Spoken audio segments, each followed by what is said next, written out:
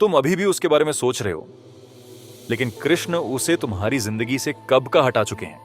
वह संदेश जिसे तुम बार बार पढ़ते हो, वह यादें जिन्हें तुम छोड़ नहीं पा रहे, कृष्ण ने कुछ ऐसा देख लिया था जो तुम कभी देख नहीं पाए।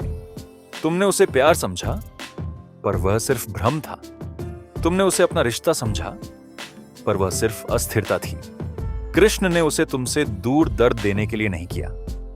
उन्होंने उसे इसलिए हटाया ताकि वह तुम्हें तोड़ न दे। हर वह इंसान जिसे तुम चाहते हो तुम्हारी कहानी का हिस्सा हो, यह जरूरी नहीं। अगर वह तुम्हारी नियति में होता तो इतना संदेह कभी महसूस नहीं होता।